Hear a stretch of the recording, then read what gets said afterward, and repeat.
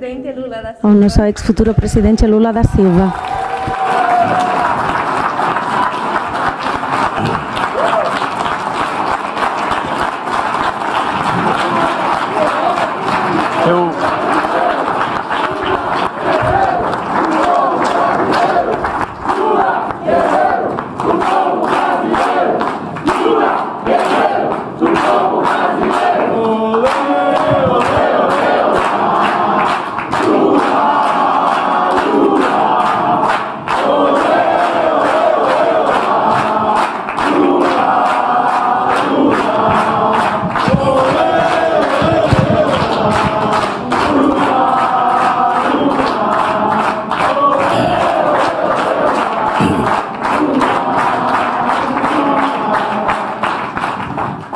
Queridos companheiros e queridas companheiras, querida Janja,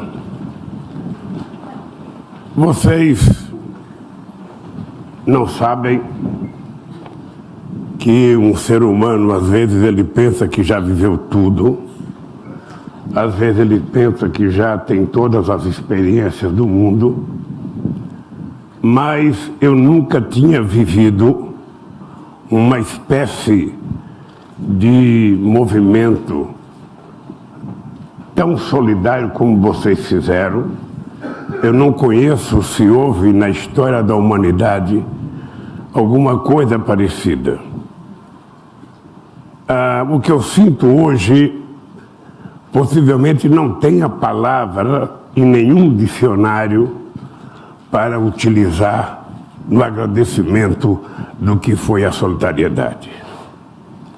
Primeiro, eu estava muito consciente do que estava acontecendo no Brasil. Eu estava muito consciente de que o impeachment da Dilma não iria terminar no impeachment da Dilma. Por mais que eu pensasse, eu não conseguia imaginar que eles iriam inventar uma mentira para tirar a presidenta Dilma do governo e 2 anos depois deixar o Lula voltar a ser presidente da República do Brasil. Eu tinha noção. Tem uma jornalista famosa, amiga nossa, chamada Tereza Cruvinel, trabalhava no jornal O Globo e depois trabalhou na televisão do governo. Essa companheira escreveu um artigo. O objetivo é o Lula. E aconteceu exatamente o que estava escrito. Depois de afastar a Dilma, depois da direita reassumir o governo, depois da direita começar a destruir tudo aquilo que era conquista que nós tínhamos obtido, começou os processos que vocês certamente acompanharam. E o processo era uma combinação. Tinha uma combinação. Tinha o Departamento de Justiça dos Estados Unidos, tinha a imprensa brasileira e tinha o Ministério Público e o juiz Moro.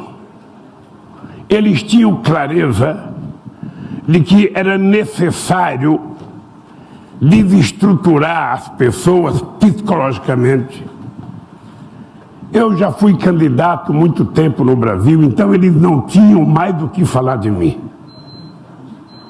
Eles já tinham, feito o DNA na minha mãe, que foi enterrada há 50 anos, para saber o que eu fiz de errado quando eu era apenas um feto. E eles não tinham mais nada para me atacar. Então era preciso tentar construir a ideia de uma quadrilha, de uma corrupção, para poder me desmoralizar politicamente. Era a única coisa que eles não deveriam ter feito. Porque durante todo o período eu desafiei qualquer político, qualquer empresário, qualquer jornalista a dizer se um dia conversaram comigo sobre 50 centavos de euro. Nunca conversaram porque nunca tiveram coragem de conversar. Bem, quando começou o processo, só para vocês terem ideia, durante 9 meses, eu tive 13 horas só no canal de televisão mais importante falando mal de mim. 13 horas e 9 meses. 590, ou seja, 59 capas das principais revistas brasileiras falando mal. E mais de 680 primeira página de jornais falando mal. Ou seja, a ideia era criar as condições para que a sociedade nos condenasse e facilitasse o trabalho do juiz. Quando a opinião pública condena, fica muito fácil o juiz dar o veredito. Há quem diga que alguns juízes trabalhavam com pesquisa da opinião pública. Ou seja, no tempo do julgamento de alguma pessoa importante, faz uma pesquisa, se a opinião pública é favorável, você condena. Se a opinião pública for contra, você não condena. É muito difícil a gente imaginar que no século XXI um juiz possa julgar pela opinião pública. Um juiz, ele tem que se comportar apenas com a verdade que está escrita nos autos do processo, com o depoimento da denúncia e com as provas concretas. O PT já tinha sido vítima de condenações espúrias. No caso do Mensalão, inventaram uma história que vocês conhecem, da lei do princípio do domínio do fato. Ou seja, você não precisa ter prova. Se aconteceu uma coisa na Assembleia de Portugal, a Júlia é culpada porque ela é deputada. Ela era chefe de um departamento, se aconteceu, não precisa prova, ela é culpada. E no meu caso, eu fui condenado por uma coisa chamada fato indeterminado. Essa foi a sentença do juiz. Qual foi o crime? Fato indeterminado. Ou seja, ele não sabia qual era o crime que eu tinha cometido. Bem, era uma coisa tão visível que eles queriam me tirar do processo eleitoral, que entre a condenação do Moro e a julgamento numa instância superior, levou pouquíssimo tempo.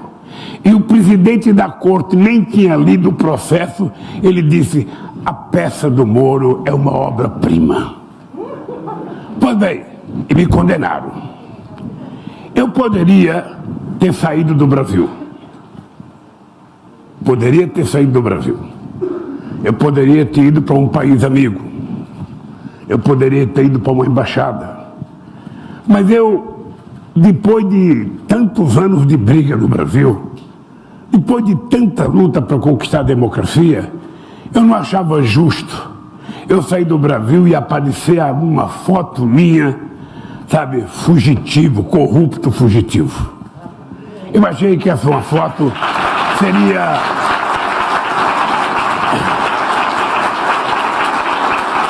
Eu, então, tomei a decisão de ir para a Polícia Federal. Fui para a Polícia Federal porque eu estaria perto do Ministério Público que estava me condenando e do juiz que tinha me julgado. E eu tinha muita certeza de que lá de dentro eu ia conseguir mudar o jogo. Primeiro porque eu ainda fiquei candidato a presidente da República. E no período que eu fui preso, eu cresci 16 pontos na pesquisa da opinião pública. Então, com a preocupação de não deixar eu ser eleito presidente, mesmo preso, eles me enquadraram numa coisa chamada ficha limpa, ou seja, um candidato que está condenado não pode ser candidato. Mesmo assim, havia uma discussão jurídica que eu poderia concorrer a presidente.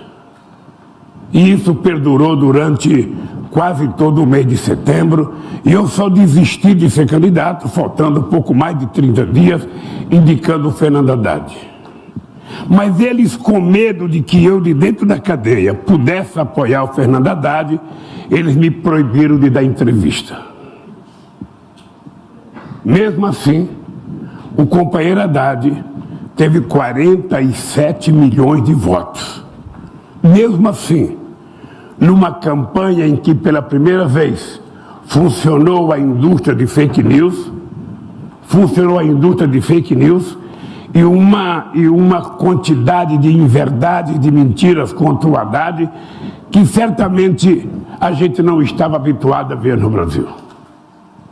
Pois bem, surgia a primeira candidatura de extrema-direita, negacionista, fascista no Brasil, com o apoio de uma grande parte da elite brasileira que hoje está arrependida. Pois bem, quando eu estava preso, terminou as eleições, começou a movimentação muito forte da pressão da sociedade, sabe, também do exterior. E muita gente viaja para fazer palestra para fora do Brasil, e muita gente era molestada, sabe, quando viajava, e começaram a pensar então a me libertar. Chegaram a discutir a possibilidade de me mandar para casa. Eu não seria absolvido, mas eu colocaria uma tornozeleira, iria para minha casa, chamada prisão domiciliar. Eu disse para os meus advogados, e eu quero aqui de público dizer que eu devo muito ao meu companheiro Cristiano Zanin e à companheira Valesca, que foram meus advogados, porque precisou de muita coragem. Nós precisamos de muita coragem para vencer essa batalha. Eu disse para eles que eu não aceitava nenhum acordo, que eu não trocava a minha dignidade pela minha liberdade, que eu não colocaria tornozeleira porque eu não era pombo-correio e que eu não iria transformar minha casa numa cadeia.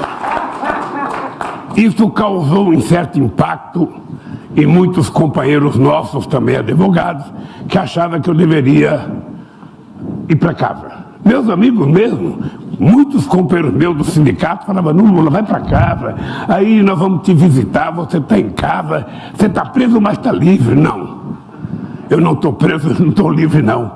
Eu não posso ir para casa. Eu não posso levar uma tornozeleira para casa, que é meu único espaço de livre, sabe, que a Constituição me garante. E eu não vou para casa, ou seja, eu só saio daqui com a cabeça mais erguida do que eu entrei. Só saio daqui. Agora,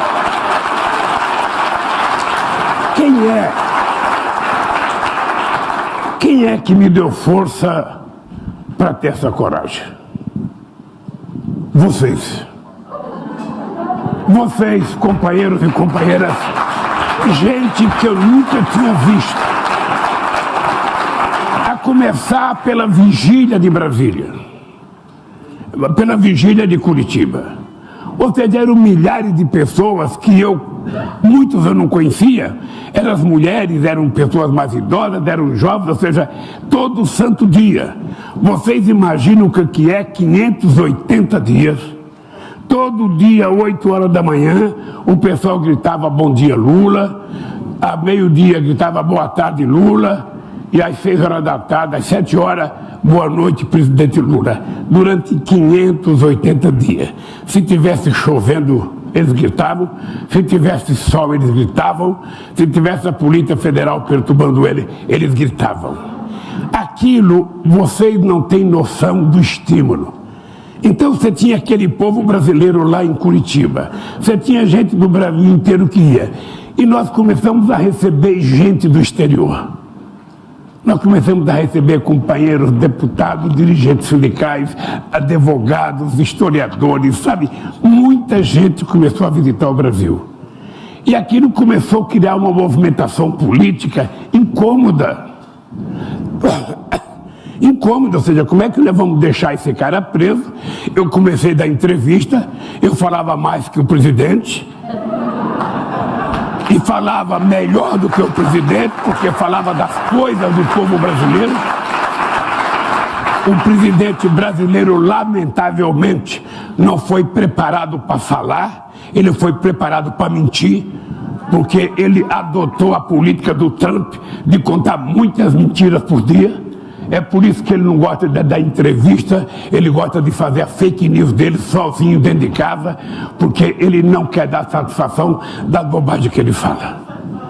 Pois bem, chegou um dia que o que eu queria aconteceu. Eles me soltaram. Eu fui para casa sem tornozeleira, fui para casa, sabe, com a cabeça erguida, e ainda levei para casa a Janjinha.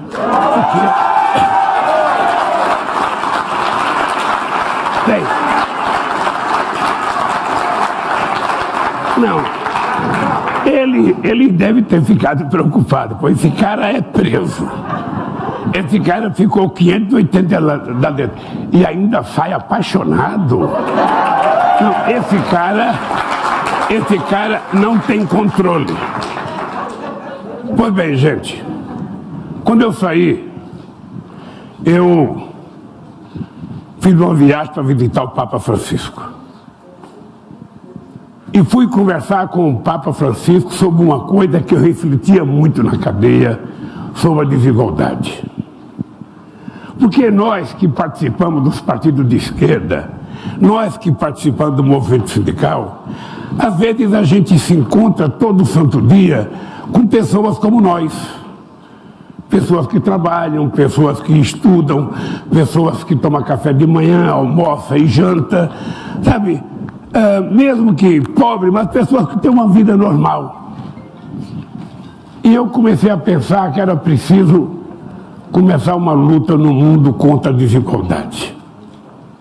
Ou seja, alguém, e muitos alguém, nós precisamos colocar a questão da desigualdade no centro da nossa pauta. Ou seja, nós brigamos por muita coisa, mas tem 800 milhões de seres humanos que não têm sindicato, que não têm partido, que não têm casa, muitos não têm nem pátria. Muitos tentam atravessar os oceanos a nado, morrendo. E por quê? Porque o ser humano é assim. Desde que nós somos criados, nós somos nômades. Nós andamos atrás de comida. Nós andamos atrás de ter um lugar que nos dê segurança. Porque senão ninguém deixaria a sua casa para ir. Eu pego minha mãe. Minha mãe deixou minha casa em Pernambuco, um lugar muito pobre, com 8 filhos. 8 filhos. Andou 2.000 quilômetros em cima do caminhão. Para quê? Para tentar garantir que os filhos tivessem o que comer. Para garantir que os filhos tivessem emprego. Então,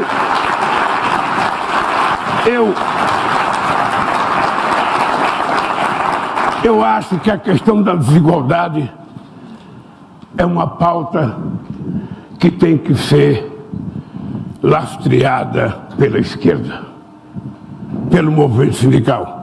Nós que tomamos café, nós que almoçamos todo dia, nós que jantamos, nós temos a obrigação ética, a obrigação moral de estender a nossa mão para que essa gente tenha o direito de comer, no mínimo, porque comer é uma coisa que está na Constituição de todos os países. Comer é uma coisa que está na Declaração Universal dos Direitos do Homem e da Mulher, que na ONU é só do homem, mas aqui na nossa é homem e mulher. Então, como nós vamos ter que colocar na nossa pauta os direitos elementares do ser humano. Eu sei que aqui na Europa a questão da migração é um problema para a esquerda. Eu sei que é um problema. Eu milito, converso com a esquerda europeia pelo menos há uns 30 anos. E eu sei que é um problema e a direita é agressiva. Por que o Trump ganhou nos Estados Unidos? Com uma frase simples: América para os americanos. Chega de latino-americano, chega de africano, chega de muçulmano. Ou seja, na verdade, no Brasil agora, No Brasil nós tínhamos prefeito na década de 70 lá de São Paulo, Luiz, você está lembrado disso? Ele queria dar passagem para que os nordestinos voltassem para o Nordeste. Vocês já perceberam que a pobreza incomoda tanto que mesmo entre famílias, aqueles mais pobres não são convidados para os aniversários. Ficam de fora. Como? Como é possível? Como é possível um mundo que produz muito mais alimento do que consome ter 800 milhões de pessoas que não têm o que comer? Como é possível? O Brasil é o terceiro produtor de alimento do mundo. O Brasil é o maior exportador de proteína animal do mundo. E as pessoas estão comendo carcaça de frango. A pessoa vai no açougue procurar osso e tem 19 milhões de pessoas com fome. E nós acabamos com a fome. A ONU reconheceu em 2014 que o Brasil tinha saído do mapa da fome. E a fome voltou.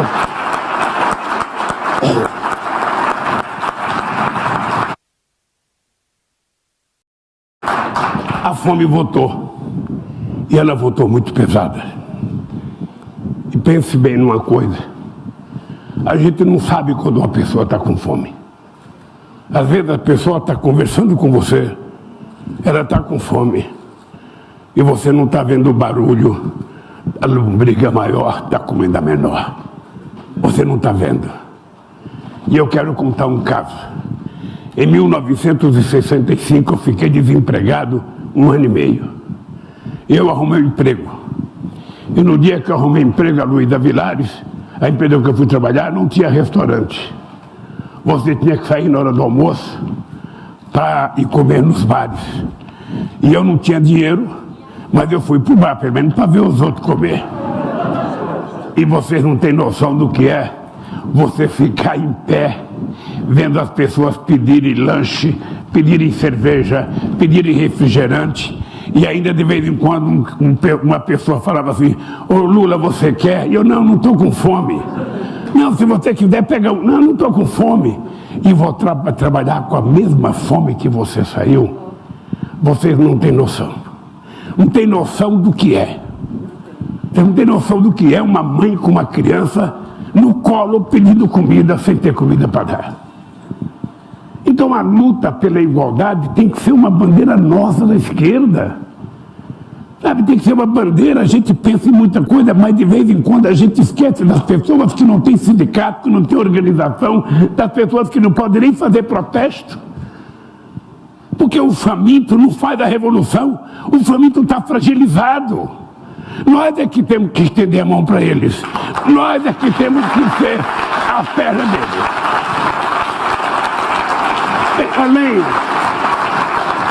Além dessa questão da fome, além dessa questão da igualdade, eu saí da cadeia com outra disposição. A questão ambiental não é mais uma questão dos ambientalistas. A questão ambiental não é mais uma questão de um partido verde. A questão ambiental não é mais um problema da classe média sofisticada ou intelectual. Não. A questão ambiental é uma questão do povo brasileiro, do povo espanhol e do povo do planeta Terra. Nós só temos ele. Vocês já perceberam que os ricos estão gastando milhões para fazer uma pequena viagem no espaço de 15 minutos, porque eles estão querendo ver se tem um lugarzinho para eles. Eles não percebem que eles são responsáveis pela poluição. E nós, então, precisamos colocar a questão ambiental na ordem do dia. Não é possível a gente pensar hoje em desenvolvimento, em emprego, se a gente não colocar a questão ambiental dentro desse problema. Não é possível. E aí entra o meu Brasil e entra a Amazônia. A Amazônia, na verdade, são 360 milhões de quilômetros quadrados. É muita coisa. É muita coisa. 360 mil quilômetros quadrados. É muita coisa. e ela tem uma biodiversidade excepcional. E o Brasil, efetivamente, não tem condições de explorar aquela biodiversidade, até de pesquisar. Então, eu acho que nós, porque a Amazônia não é só no Brasil, você tem a Amazônia boliviana, a Amazônia venezuelana, a Amazônia colombiana, a Amazônia peruana, a Amazônia equatoriana, ou seja, a Amazônia é um espaço muito grande. Até a França tem espaço na Amazônia por causa da Guiana Francesa. Então nós precisamos começar a pensar o seguinte: o nosso problema de discutir meio ambiente no terceiro mundo não é só a questão da Amazônia. Nós temos que discutir a questão das favelas, a questão da água potável, a questão da coleta do esgoto, a questão do tratamento do esgoto, a despoluição dos rios, a despoluição das praias. É muita coisa que nós temos que fazer, que muitas vezes a gente não discute, fica só discutindo Amazônia, e o cara está morando ali numa palacita. Ele está fazendo as necessidades fisiológicas dele, os caranguejos estão comendo e ele vai comer o caranguejo. Isso já foi escrito em 1946 pelo Josué de Castro, um grande cientista político brasileiro. Em 1946, ele escreveu um livro chamado Geografia da Fome, que diz exatamente o que está acontecendo hoje em 2021. Então nós precisamos colocar a questão ambiental. E na questão da Amazônia, a gente tem que deixar claro que a Amazônia é um território brasileiro, portanto o Brasil é soberano. Agora, a riqueza da biodiversidade tem que ser compartilhada com o mundo. Nós temos que compartilhar com o mundo a pesquisa. Nós precisamos de ajuda, precisamos de pesquisador, até porque nós temos 25 milhões de pessoas que moram na Amazônia, no caso do Brasil. Nós temos muitos índios, muitos ribeirinhos, nós temos muitos extrativistas, muitos pescadores. São 25 milhões que precisam viver. E nós, então, precisamos oferecer para essa gente, sabe, condições de viver. Nós não queremos transformar a Amazônia num santuário da humanidade. O que nós queremos é explorar cientificamente a riqueza da biodiversidade, para dela a gente ver se tira alguma coisa para ajudar o povo brasileiro e o povo do mundo. Se é que ela tem a importância que os cientistas dizem que tem. E além da questão ambiental, vocês jovens, vocês têm um problema que eu já não vou enfrentar mais, que a natureza é implacável com a gente. Mesmo que a gente queira viver muito, de vez em quando a natureza não deixa. Que é a questão da indústria de dados. Eu tive uma conversa com a companheira ontem, da UNCTAD, e eu fiquei assustado com os números. Ela me disse que a Europa está muito atrasada, a América Latina e o terceiro mundo e os asiáticos também, e que 90% da indústria de dados é hoje dominada pelos Estados Unidos e pela China. E que o restante do mundo fica só com 10%. Então, vejam, a indústria de dados será, alguns dizem, o petróleo do século passado. O petróleo foi descoberto pela primeira vez em 1869. Desde que o petróleo foi descoberto, todas as guerras que aconteceram no planeta teve o petróleo envolvido. Inclusive, a Lava Jato brasileira teve o petróleo envolvido por conta da descoberta do pré-sal, que foi a descoberta da maior jazida de petróleo do século XXI. Quando nós descobrimos o pré-sal, diziam que a gente não tinha condições de explorar porque era muito profundo. Às vezes o petróleo está a 7.000 metros de profundidade. Tem 2.000 ou 2.000 metros, 2,5 quilômetros de lâmina d'água, depois tem mais 2 de terra, depois tem mais 2 de sal para você chegar no petróleo. Você sabe o que está acontecendo no Brasil? Nós estamos conseguindo extrair o petróleo a 7.000 quilômetros de profundidade, a 7.000 metros de profundidade, sabe, pelo mesmo custo, do petróleo que a Arábia Saudita está explorando quase à luz do sol. Porque a nossa Petrobras é uma das empresas que tem a mais competente tecnologia de exploração em águas profundas. Então, pode ficar certo que a Lava Jato teve muito a ver com a destruição da nossa indústria de óleo e gás, teve a destruição da nossa indústria de engenharia e teve o objetivo de tentar nos acabar politicamente. Então nós vamos ter que saber o seguinte: vocês jovens vão ter que começar a se dedicar a discutir essa coisa chamada mundo digital. Como que será o emprego digital? Como será o emprego digital? Não pergunte para mim que eu me considero um analfabeto. Mas vocês que passam o dia inteiro no celular, o dia inteiro, tem gente que já está com dedos desgastados de ficar escrevendo, vocês comecem a pensar que isso, sabe, cada coisinha que vocês escrevem, que vocês falam, isso está sendo anotado, está sendo guardado, e isso vai valer dinheiro. Isso vai valer dinheiro, isso vai valer ouro daqui para frente. E nós precisamos então, o povo da Espanha, o povo do Brasil, o povo da Alemanha, o povo da França, o povo do mundo que não é chinês nem que é americano, precisa começar a se aperfeiçoar nisso. Vocês argentinos, sabe, que pensam que são os mais inteligentes, tem que começar a pensar nisso. Então, companheiro, eu levantei essas três coisas da desigualdade, da questão ambiental e da questão, sabe, do mundo digital, porque são os problemas que nós vamos enfrentar daqui para frente. Aliás, os dirigentes sindicais vão ter cada vez menos fábrica para ir na porta xingar o patrão ou o governo. Vocês também vão ter que trabalhar essa questão digital com um carinho tão extraordinário, porque senão a gente vai perder o trem da história e a gente vai começar a discutir para que serve o sindicato.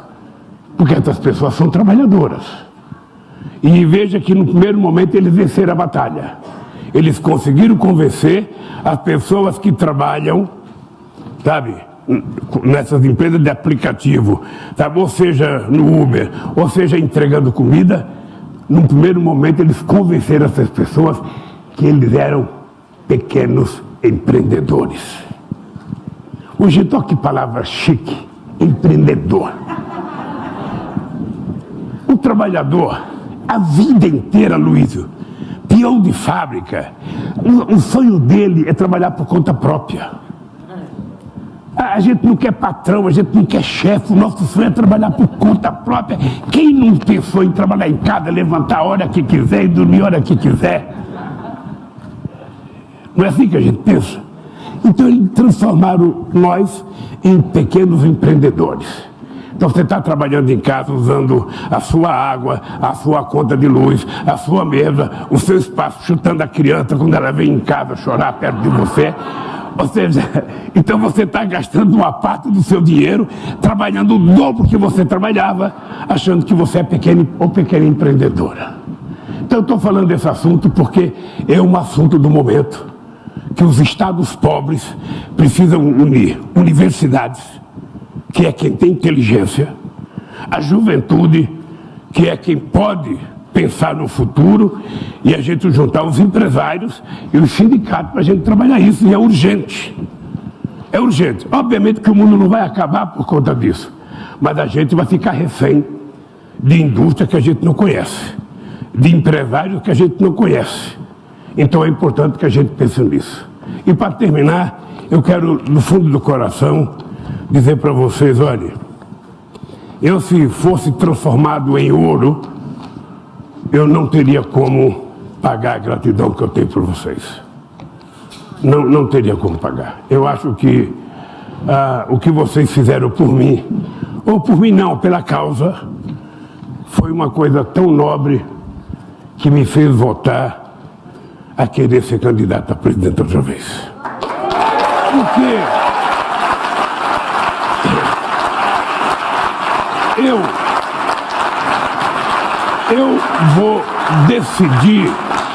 Eu vou decidir mais ou menos entre fevereiro ou março, porque tem muita conversa para fazer ainda.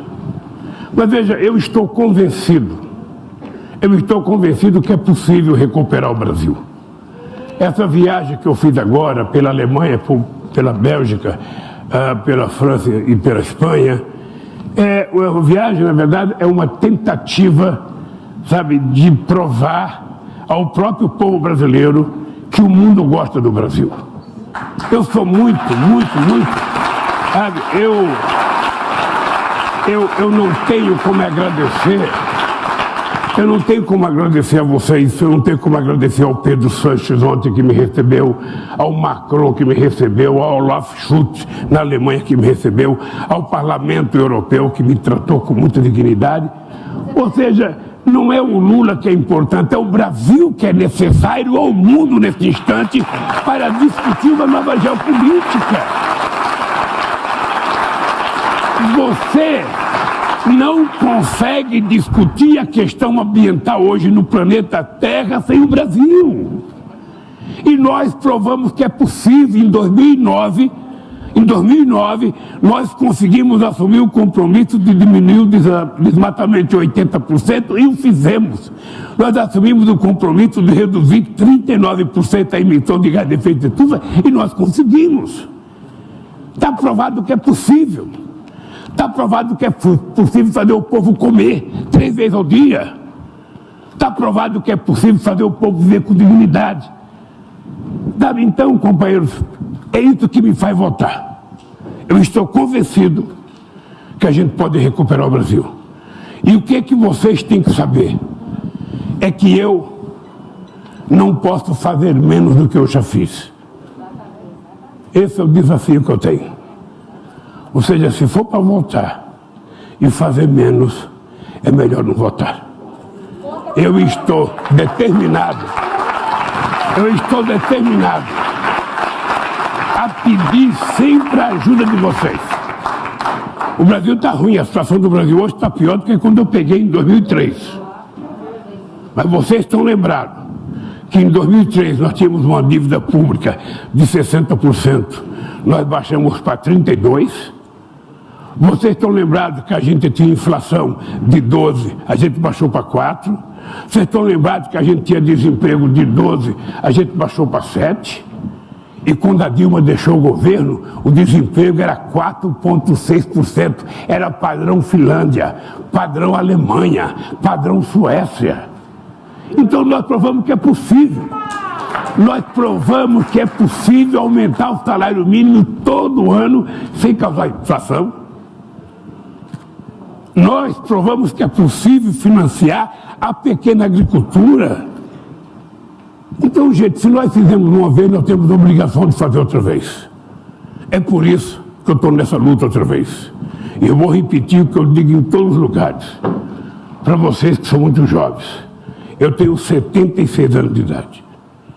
Eu estou apaixonado, eu vou casar com aquela moça ali. Eu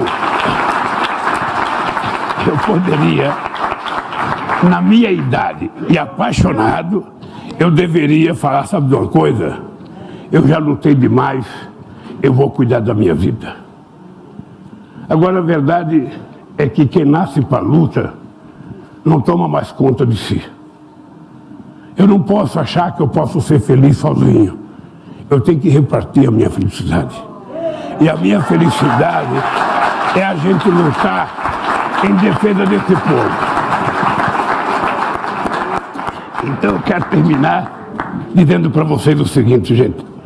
Tem uma luta para a esquerda fazer. E a direita surgiu para desafiar a gente outra vez. Nós temos que ver o discurso deles. Analisar o discurso deles. Por que essa gente voltou a convencer uma parcela da sociedade? Por que essa gente deu uma eleição ao Trump e não aos democratas que tinha um símbolo de uma mulher concorrendo à presidência? Qual foi a mentira que eles contaram? Qual foi a mentira que fez surgir o Fox aqui mais à direita do que à direita? Qual é o problema que faz a França, sabe, ter 2 candidatos de extrema-direita? Não é mais a Le Pen que é extrema-direita, tem alguém mais da direita do que ela. Como é que pode ter surgido o Bolsonaro no Brasil?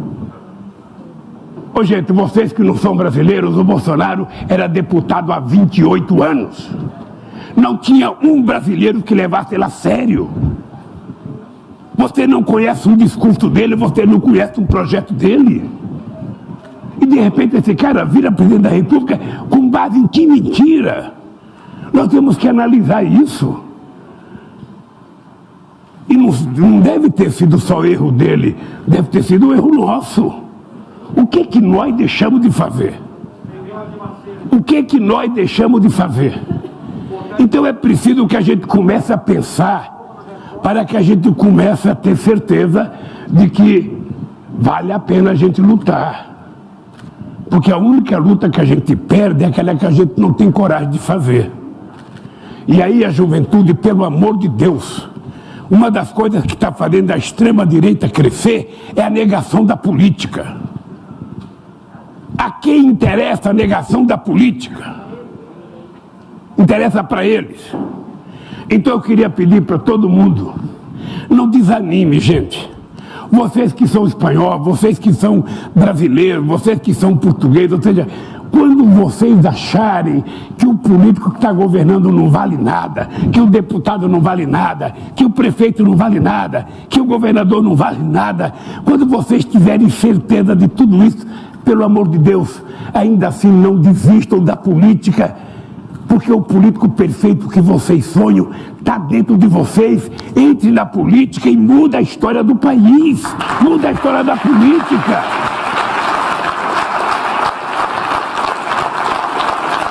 Não desistam. Então, queridos companheiros e companheiras, obrigado. Como vocês foram muito gentis comigo, fazendo solidariedade durante 580 dias, eu abusei um pouco de vocês e espero que vocês me perdoem por ter falado mais que os 10 minutos que vocês me concederam. Mas vocês vão me compreender.